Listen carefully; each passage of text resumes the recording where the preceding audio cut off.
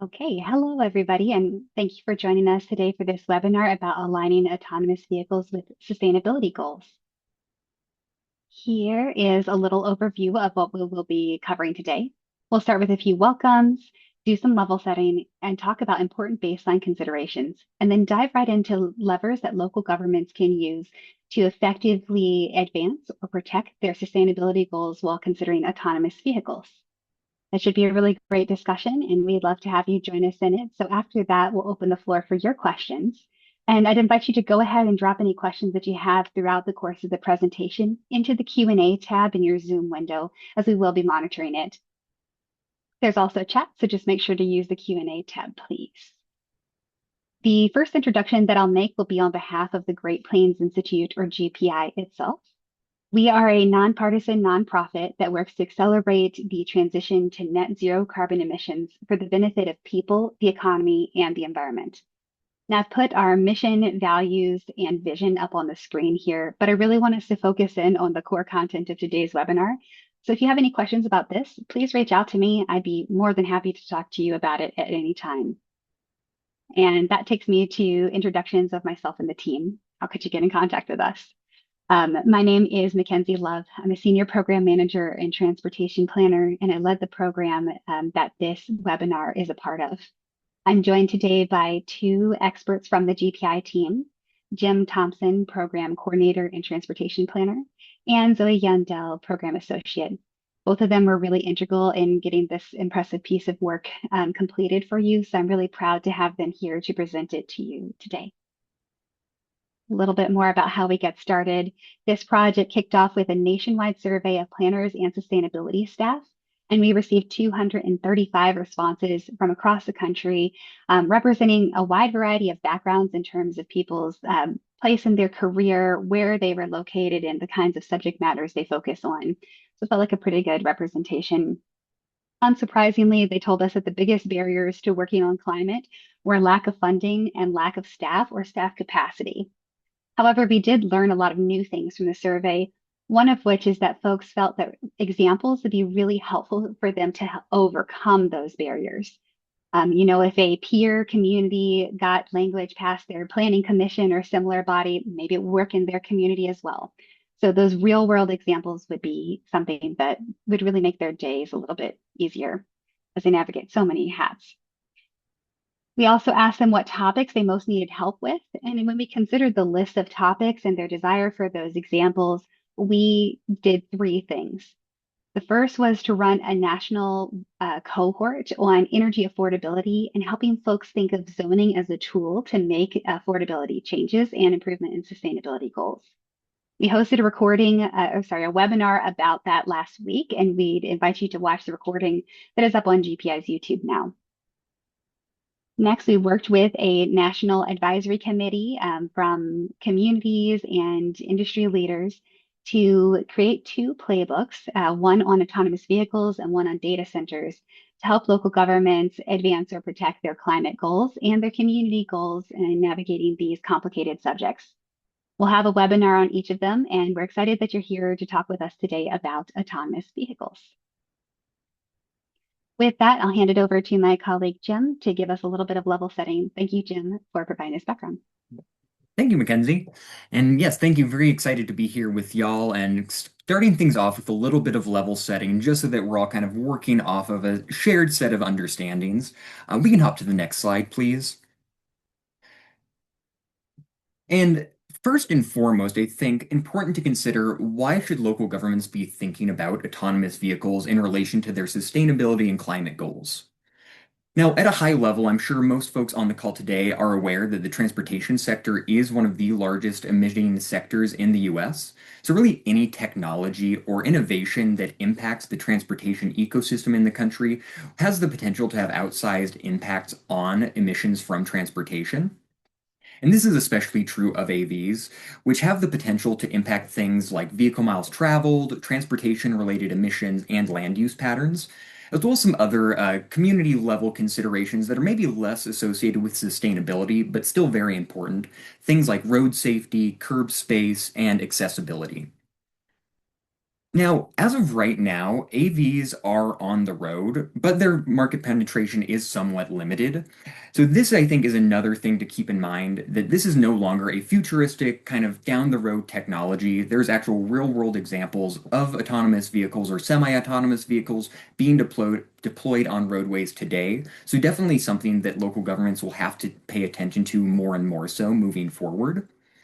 And also, really important, and something that we try to highlight in this playbook is that it's ultimately unclear whether this technology will ultimately be a positive or a negative thing in terms of sustainability and community goals. When doing research for this project, we found a wide variety of research and scenario models looking at what the potential impacts of this technology could be, ranging from very utopian to ultimate doomsday. And I think that range just demonstrates that there is a lot that is unknown that will be hopefully figured out over the coming years as to what the ultimate impact of this technology will be. And we believe that a lot of that impact will ultimately depend on what sort of regulations are in place to kind of determine how the technology is deployed.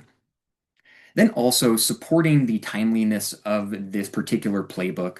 Recently, the American Planning Association put out their 2026 trend report, which identified autonomous vehicles and their association with transit and transit funding as a key trend to keep an eye on moving forward into 2026. So definitely something that local governments and state governments are thinking about more and more so.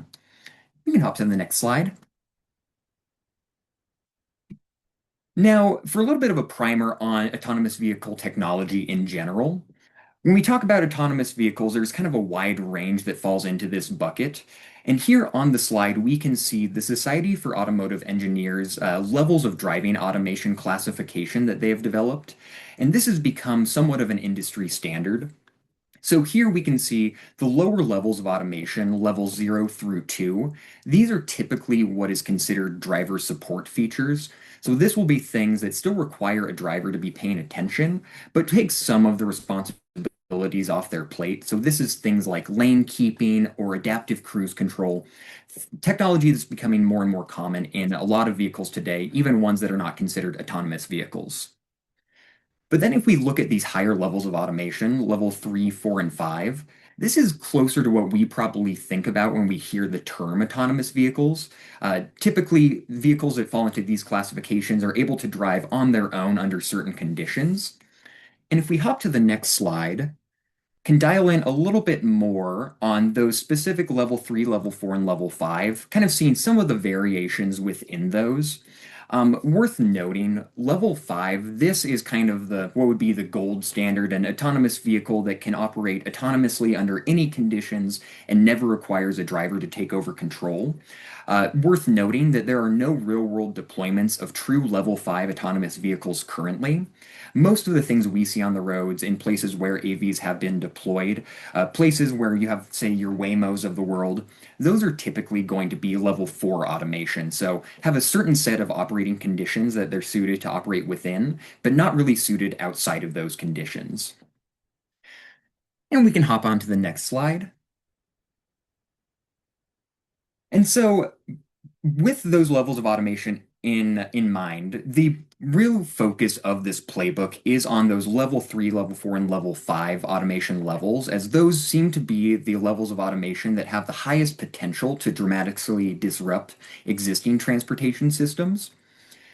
But even still, there is a lot of uncertainty with regards to the future of AVs, and we really tried to hit that home in the playbook and in today's presentation. Right now, we are seeing rapid deployment, but very uneven deployment. So, as of 2024, Waymo was providing about 50,000 rides per week. And as of March of this year, they achieved over 500,000 rides per week. So, a really rapid growth. But that's really occurring in a handful of core metro markets with very limited AV deployment in more rural or suburban settings or kind of outside those key markets. Another reason why there's some uncertainty for autonomous vehicles is that the technology is advancing very rapidly. So things that might have been a barrier yesteryear are now becoming less of a consideration. I think a great example of this is inclement weather. Historically and up until recently, most autonomous vehicle deployments were occurring in pretty warm weather climates, places where inclement weather wasn't really a major consideration, because that was something that historically has posed major challenges for this technology. But even just as of this year, Waymo announced that it is expanding its services to Minneapolis, a notoriously cold weather city. So, demonstrating that some of those barriers that were based on the technology are quickly kind of falling by the wayside as this tech advances. Another really big question as well is the policy future around autonomous vehicles. So currently, there is no federal level comprehensive regulation around autonomous vehicles, which has meant that states have kind of become the de facto regulators, and that has led to really a patchwork of state level regulations across the country. Now, there is appetite, it seems, for some federal regulations sometime in the near future, TBD as to when that actually occurs and what that looks like, but that would likely be a major change to the entire autonomous vehicle world. So keeping an eye on that, as that will likely have some major implications down the road. And then lastly, and perhaps the most important question from a sustainability perspective, is the ownership question. Will autonomous vehicles, if they achieve significant market penetration, be largely privately owned or part of shared mobility systems? So, put in another way, will everyone that owns a car today eventually simply purchase a car that can drive itself? Or will we transition to more that AVs are being deployed in fleets, providing rides to multiple different customers, kind of like what Waymo is doing currently, or more in that shared mobility model? And really, the importance of this question, again, came out in some of our research, where, as I mentioned, a wide range of predictions as the ultimate impact of autonomous vehicles. We really didn't focus in on any one particular projection or prediction just because there's so much unknown. But what we did see is that in all of the models and research applications that compared a future in which autonomous vehicles were owned privately by individuals, versus a future in which autonomous vehicles were largely deployed as part of shared fleets. Overwhelmingly, in all of those different research bodies, it was found that a shared model had better results in terms of lower vehicle miles traveled, lower transportation related emissions, and less congestion. And really, that ownership question and the recognition that a shared model will have the ultimately best impacts on sustainability and climate goals is one of the core things that framed the playbook and the approach that we took to it. If we could hop to the next slide. So, leading from that kind of shared model as being the ideal for sustainability initiatives, the framework that we landed on that really underpins all of the recommendations we make throughout our playbook is what we're referring to as the CASE model. And CASE, as you can see here on the screen, refers to connected, automated, shared, and electric vehicles. So you could think of this as a subset under the larger umbrella of autonomous vehicles in general. And from a climate and sustainability perspective, really that shared and electric component of the CASE model is the most critical. Electric, I will say that the vast majority of autonomous vehicles these days are going the electric route, and it seems as though the writing is somewhat on the wall there, but still important for us to consider that one of the key benefits here is electrified transportation and ideally replacing internal combustion engines. But really, where we see some of the major potential sustainability gains, or at least being able to avoid the worst case scenarios, is by emphasizing that shared model of autonomous vehicles. And again, that is really what kind of guides all of the subsequent recommendations we make and really guides the levers of influence that we identify in the playbook. And if we could hop to the next slide.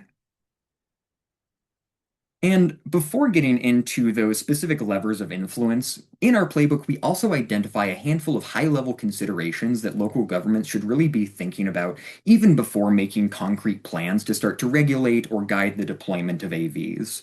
If we hop to the next slide, can see that the five key considerations that we identified, the first, and perhaps one of the most is important, is what legal authority does your local government have? As I noted, right now, very much a patchwork of state level regulations, which means that the degree to which you can impact AVs and AV deployment at the local government level may largely be dependent upon which state you find yourself in. Some states have legislation that is really intended to prevent local governments from directly regulating AVs, kind of creating more of a friendly policy environment at the state level. And then also on the other end of the spectrum, some states are taking a very cautious approach to regulating AVs and allowing them on their roads. So, really, a critical first step is always understanding what is within your control as a local government when preparing to plan for this tech. Another key consideration is how might autonomous vehicles impact existing transportation modes? So, one key concern is that autonomous vehicles may draw people away from walking, biking, and transit, modes that are sustainable and have many societal benefits, and typically modes that local governments want to encourage. So, can a local government plan for AVs in a way that they are supportive of these existing systems and don't necessarily replace existing transportation modes that the community wants to encourage? Similar to this and related, alignment with community goals, recognizing that AVs ultimately are a tool and recognizing that this could potentially be used to achieve community goals, or there may be instances in which AVs get in the way of community goals. So taking a clear-eyed approach to what are we trying to actually do in our community and how might autonomous vehicles fit into that picture rather than leading with the technology itself. We also identified local burdens as a key consideration, recognizing that oftentimes in transportation projects, oftentimes those burdens, whatever they may be, often will fall to those with the least political power to prevent those burdens from falling upon them. So, really wanting to emphasize that local governments should be considering what burdens may be placed upon the community and how can we ensure that those are equitably distributed. And then lastly, the question of when will AVs arrive, and so how rapidly should we begin planning for this technology? Now, this consideration is a little bit of a crystal ball exercise, kind of looking into the future. But in our playbook, we do identify a handful of characteristics that we believe indicate a community may be more or less suitable for early deployment of autonomous vehicles. Some of that having to do with the underlying economics of the situation. Again, in a shared model, oftentimes these vehicles will be deployed by a private entity with profit motivations. So there may be some communities where that just doesn't pan out, and so private sector deployment may be happening well down the road. And in other communities, they may have the perfect situation where AVs are well suited, and so planning for this tech may become more of a priority. But with all of those considerations in mind, now we can move into the core levers of influence that we identified.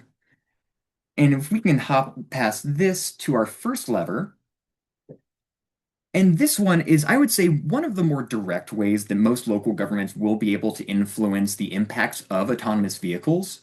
And that is by leveraging local government authority over zoning, parking, land use, and curbside management to shape how and where these vehicles will show up.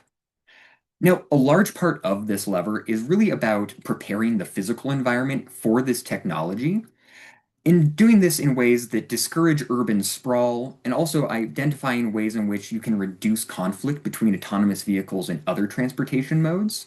And then also, just generally and largely, making sure that the built environment is ultimately shaped by the needs and desires of residents, rather than adapting to the requirements of autonomous vehicles themselves.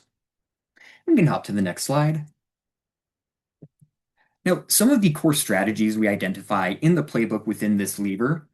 First, encouraging infill, transit-oriented development and adaptive reuse. Again, one of the concerns of autonomous vehicles is that they could instigate urban sprawl by making travel easier and cheaper. So having land use regulations in place that encourage more compact development that supports other modes like walking, biking, and transit. Also recognizing that fleets of shared AVs will require certain land uses and certain infrastructure to be supported. So in this case, for AV fleets, considerations of where they're charging, where they're stored, and where they're maintained may lead local governments to updating zoning to prepare for this new land use. Also, curbside management is critically important as autonomous vehicles will likely increase the number of users competing for limited curb space. So having a proactive approach to curbside management. Also making sure through policy and physical infrastructure that people walking, biking, and rolling are protected from potential conflicts with autonomous vehicles. And then lastly, one other recommendation we make is that in planning for this technology and addressing this lever in particular, working with local disability advocacy groups to just make sure that all needs of community members are being considered when planning for this technology. And if we can hop to our next slide. Now, as Mackenzie mentioned earlier on, one of the things we heard from local governments that they want to see out of this resource is community examples. So for each lever, we've got a couple of examples that we'd like to highlight today, but there are quite a few more in the playbook itself. So, one example from this particular lever out of Chandler, Arizona. In 2018, they passed a zoning code amendment that essentially will allow for a reduction in the minimum parking requirements once it has been demonstrated that autonomous vehicles and rideshare providers have permanently reduced demand for parking. So, a great example of a community adding a stipulation within their zoning code, essentially a trigger at which when AVs achieve a certain degree of market penetration, then we see changes to land use regulation. Another example that's not specific to autonomous vehicles, but gives a great example of how to create flexible and adaptable zoning or loading zones and unloading zones comes from Alexandria, Virginia. They implemented a program where they created new permanent loading zones that were actually initially started during COVID era as kind of socially distanced loading zones, but eventually made those permanent and now have developed a new system where local businesses can request and create new loading zones in front of their businesses through an online portal. And they've also implemented a new real-time curb monitoring technology platform. So, another great example of a local government who is taking a proactive approach and recognizing that demand for curb space is only increasing, so creating an environment that's flexible and can adapt to that increased demand. We can hop to our next slide. Now, the next lever that I'd like to touch on really relates to the shared model of autonomous vehicles specifically, and that is working through service agreements and permits to influence how these vehicles show up and how these services are operated. So, as I mentioned a little bit ago, right as of right now, most autonomous vehicle services are being offered by private companies.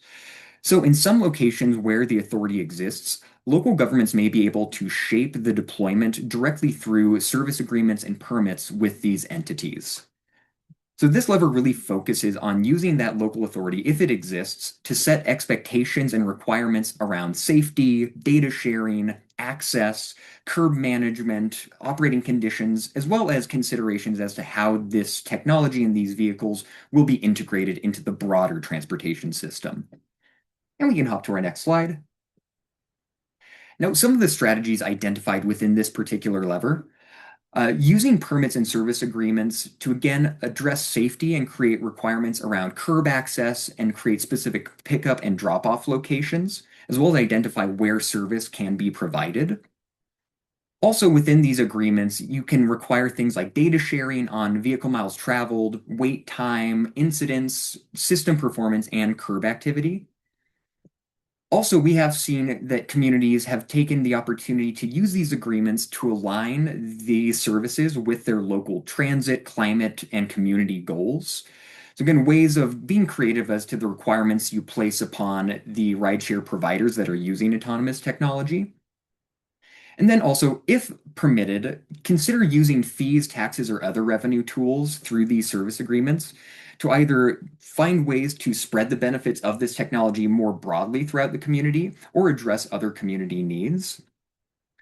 And then lastly, one thing we also recommend is including accessibility requirements in these service agreements that include accessibility requirements for those with physical limitations, as well as booking options that don't require a smartphone or a credit card.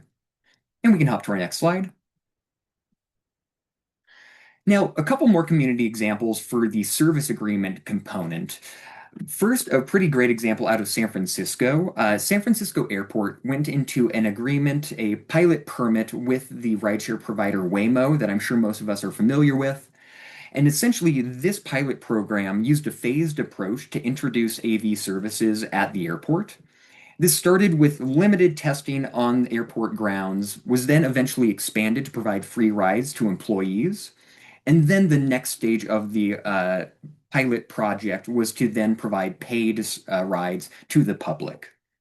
Now, within this service agreement, which is also linked in the final playbook, so folks will have access to it, the agreement set very clear expectations around data reporting and safety, as well as incident responses, staff training, and pickup and drop off locations.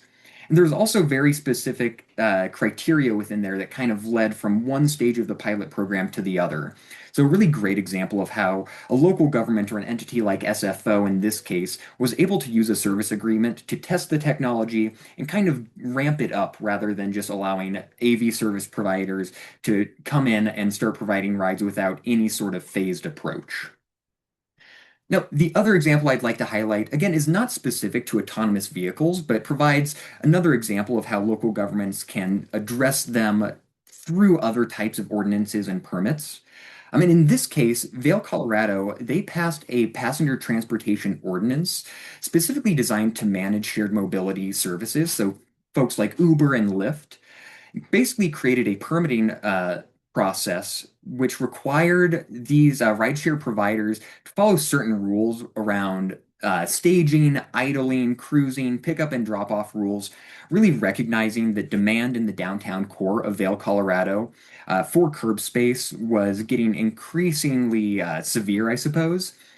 And so in this case, again, no mention of autonomous vehicles, but this same sort of approach of really just regulating the curb space and using permits to make sure that any entity providing rides has to adhere to these sets of requirements that the local government has set forth.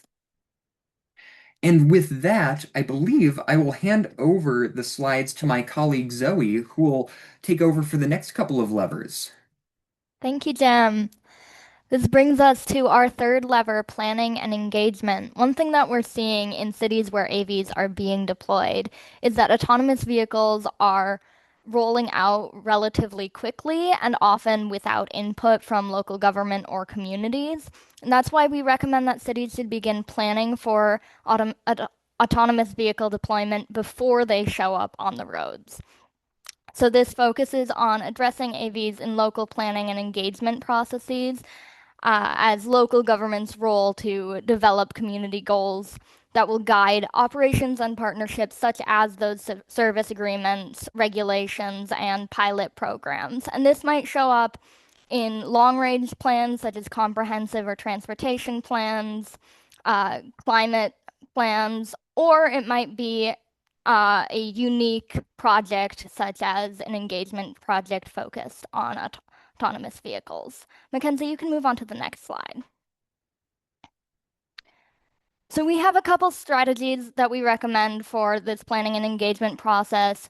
One that I really want to highlight is focusing that plan for how autonomous vehicles fit into the community's priorities, how autonomous vehicles can serve the goals of the community, rather than how the community can adapt their presence. The baseline is the goals of the community, and that might include sustainability goals, that might include mobility goals. It might also include concerns such as workforce and accessibility, which are concerns that come up often when we see communities conducting these engagement processes.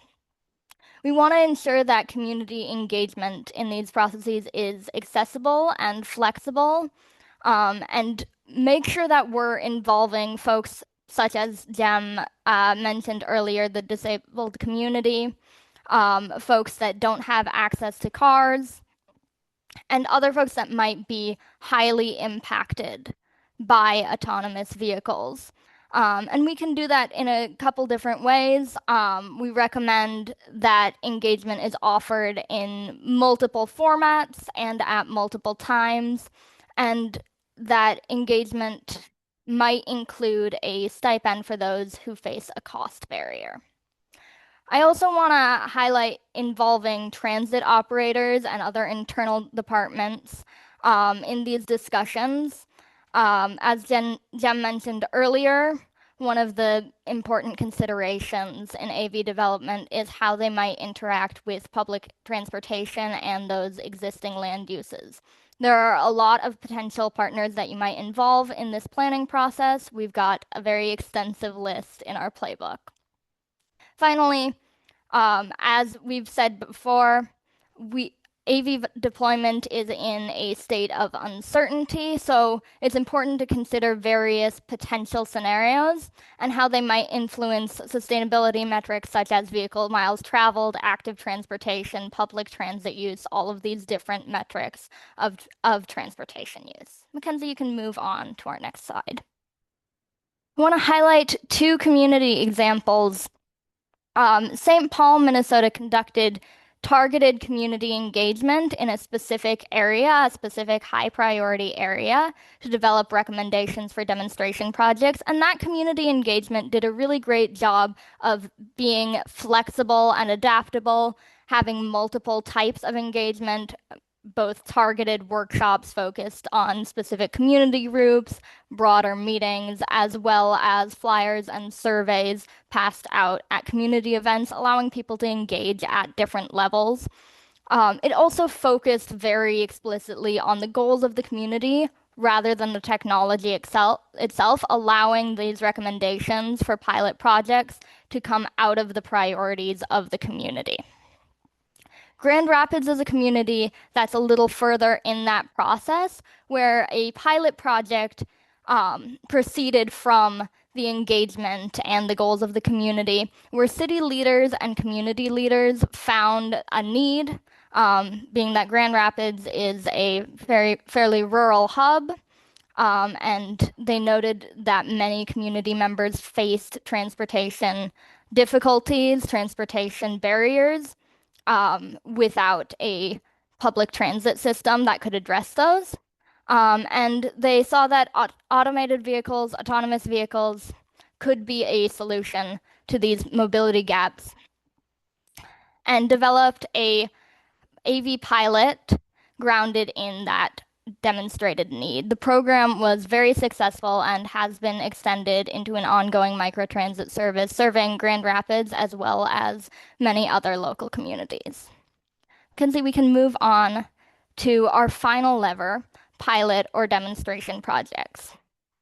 So as I mentioned before, demonstration projects provide a pathway to test this AV technology against community needs and challenges. We've touched on the uncertainty and the potential concerns with autonomous vehicles, but they also represent an opportunity to address mobility gaps in ways that existing systems may not. So the focus here is on how local governments might partner with autonomous vehicle providers on pilot projects that explore the role of AVs in addressing these specific challenges. These projects could also explore the role of AVs within existing transit systems, such as transit, microtransit, and on-demand mobility systems. Can move on to that example strategies page. We really recommend that these projects focus on a specific need that's been demonstrated within the community, such as the Grand Rapids pilot project, which focused on expanding access to folks who did not have access to personal vehicles. They might also target a specific area with limited transportation options. We recommend that these pilots have clearly defined goals and parameters, and a plan to measure progress towards those goals.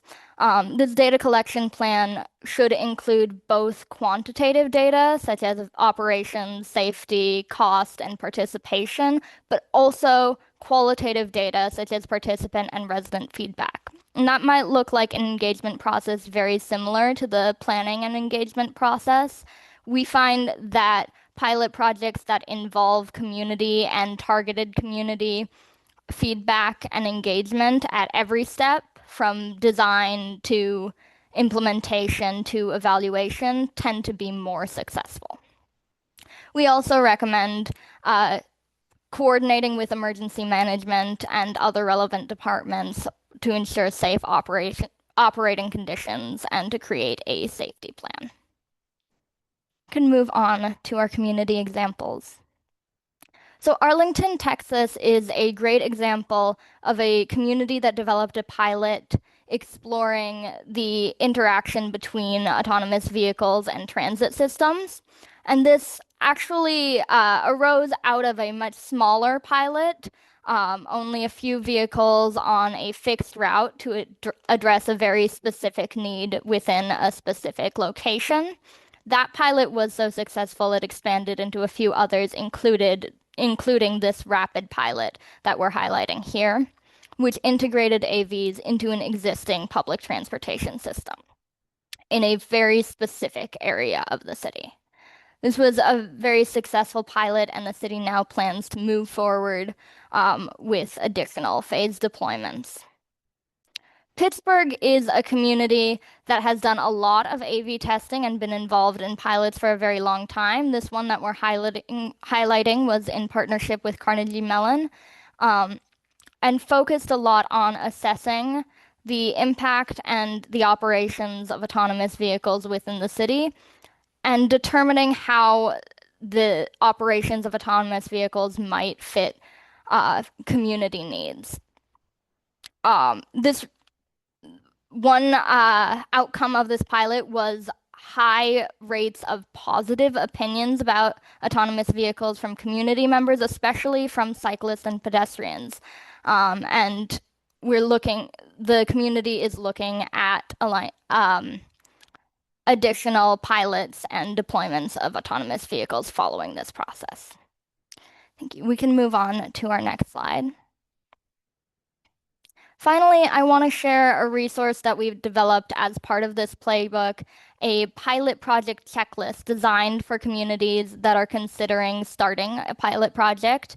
It goes through a lot of the considerations that you might think about as you are beginning to design your pilot process, including these problem fit questions, determining a goal, as well as things like safety, data collection, and engagement. Right, we can move on to the next slide.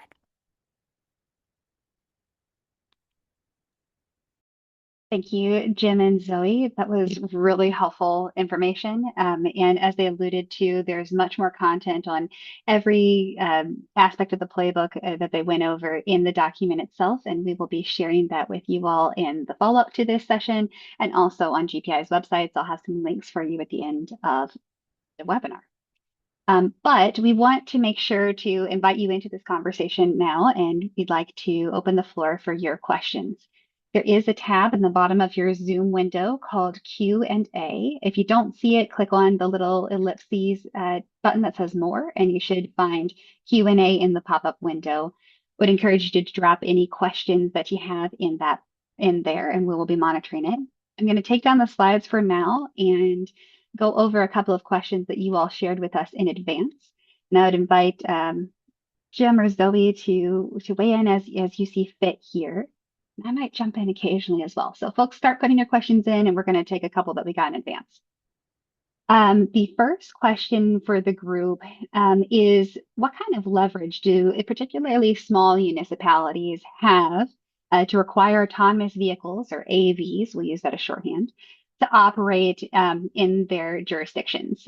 For example, is there a way to require these AVs to park maybe in the park and rides at the transit stations between their trips? And how might that be done, or any other requirements they can put in place? Jim or Zoe, do you have any thoughts on that?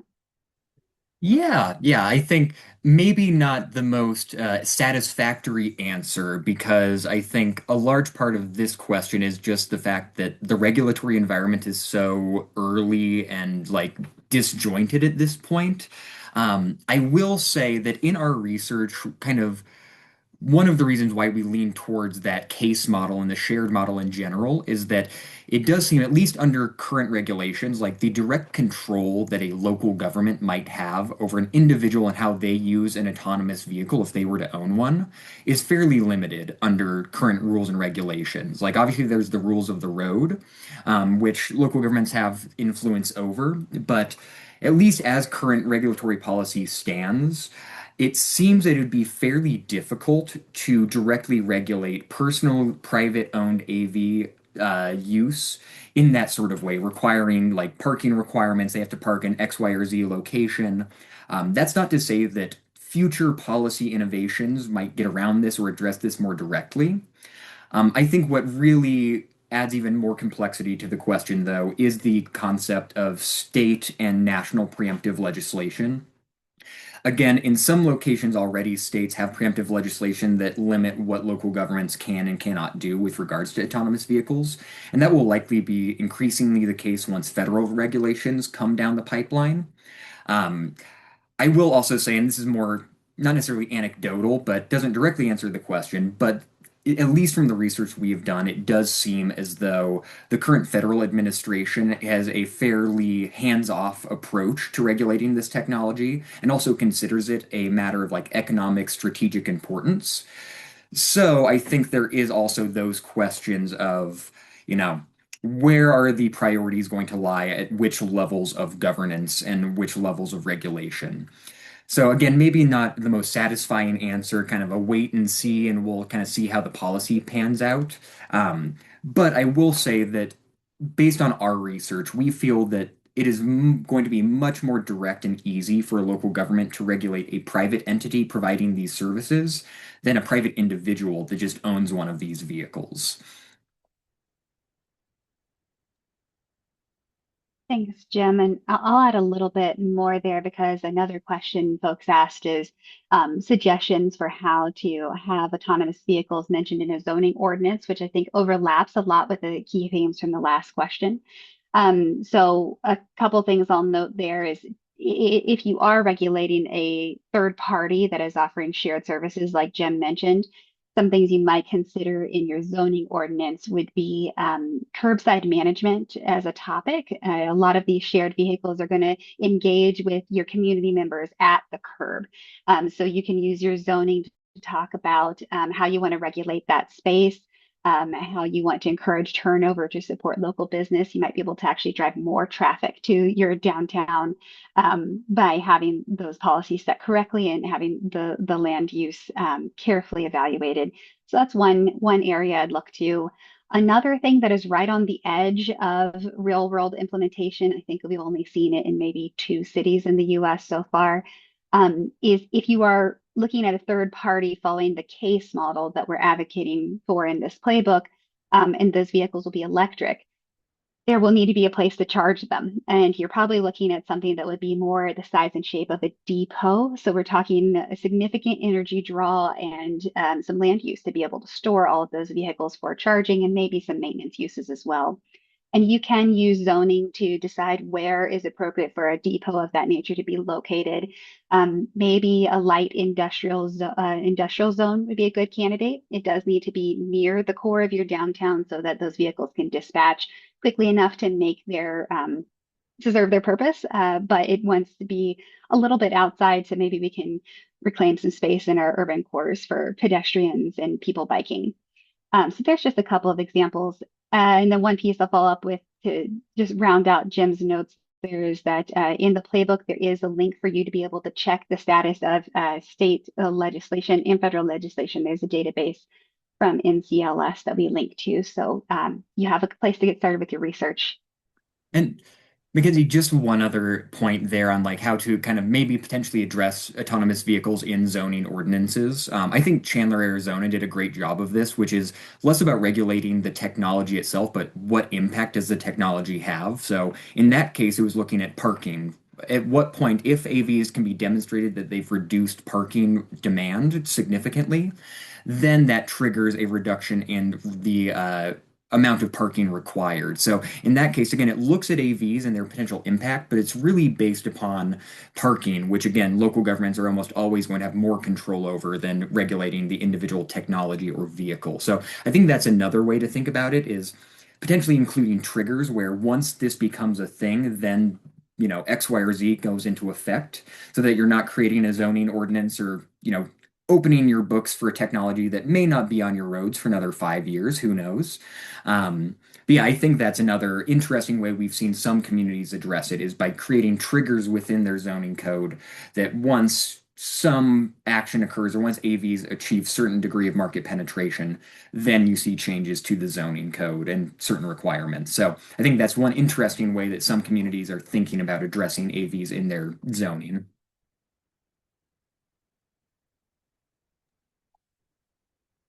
Great.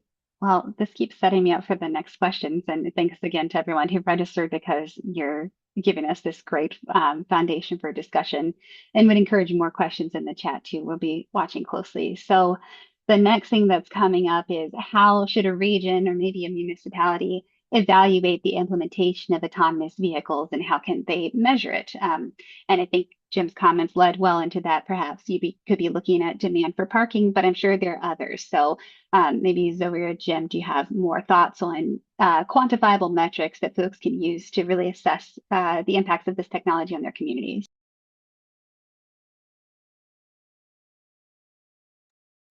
Well, one thing I will say is that congestion reduction was mentioned in this question, and that is definitely a good metric to look at cars on the road versus cars off the road.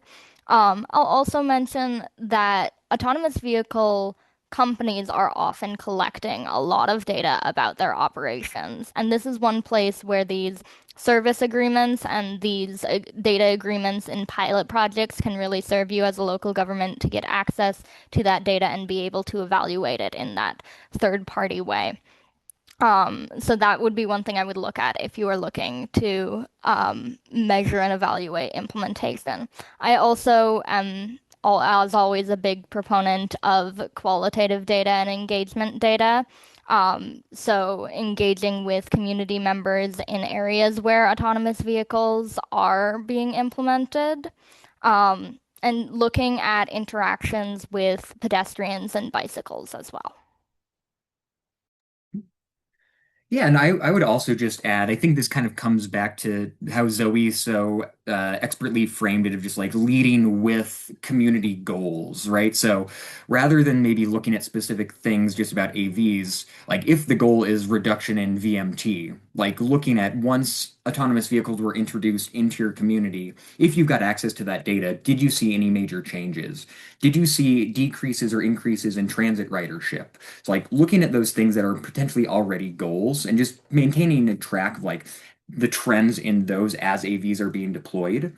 I think ultimately everyone has got an opinion and an idea of how this will all pan out in the real world. I think the reality is that every situation will be different, and so keeping track of these metrics to actually understand like the goal here was to reduce transportation emissions, but 2 years into this project we're seeing zero or no signs of like that goal actually being achieved. I think really focusing on what are the community goals that AVs are related to and tracking those, and ideally pre and post AV implementation, so you can hopefully tease out, are AVs having the desired impact or are they creating issues that we didn't think about perhaps? Okay, and it sounds like a lot of these ways of tracking their impacts relate back to the community and sustainability goals that uh, were kind of the drivers behind us making this playbook. One sustainability, well, and community goal really that GPI hears a lot about is electrification of transportation. So I'm wondering if either of you have thoughts on how you can align maybe this autonomous vehicle concept with electrification, be that either general community goals or perhaps goals for municipalities' fleets or transit fleets.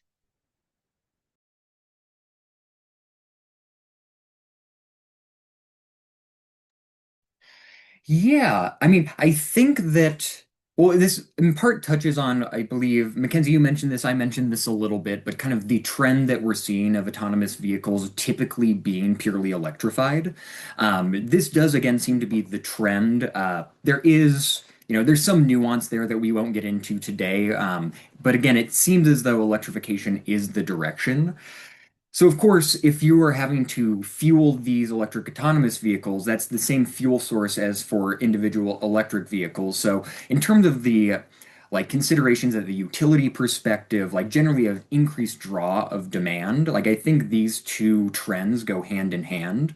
So, support for enabling and getting more infrastructure out there for charging zero emission vehicles in general, I think also trends in that direction. If both of these kind of uh, connected but different items are kind of moving in the same direction, like pushing electrification forward. And I think also you mentioned this a little bit, Mackenzie, the land use considerations of, where are these vehicles being charged, especially in fleet considerations. Like I think creating new land use classifications for fleet operations would apply both to autonomous vehicles that are electrified as well as other fleets of electric vehicles that are not necessarily autonomous. So city fleets, other private sector fleets. So I think there is a lot of kind of walking in lockstep between like the autonomous vehicle trend and the just general electric vehicle trend. Um, and yeah, so I think there's definitely some symbiotic relationships there that you kind of would be addressing both at the same time as a local government. But I'm curious if Zoe or you, Mackenzie, have any other thoughts and insights. Yeah, I think that part about electric vehicle infrastructure is a really important one to point out that when autonomous fleets are coming in and they are primarily electric, there is the consideration of the grid, there's the consideration of where electric vehicle infrastructure is in your city and what sort of electric vehicle infrastructure these autonomous fleets are using, whether they are using the public chargers or their own private fleet chargers. And as you said, that does go hand in hand with planning for electric vehicles in general and electric fleets in general. Yeah, the only point that I'll add, because you guys did such a great job there, is that these autonomous vehicles in the case scenario can be really complementary to existing transit systems, which may or may not be electrified, but do certainly help with reducing emissions through mass transit and reducing single occupancy vehicle trips. So we would encourage thinking of any sort of case deployment as synergistic with your transit system and trying to maximize that.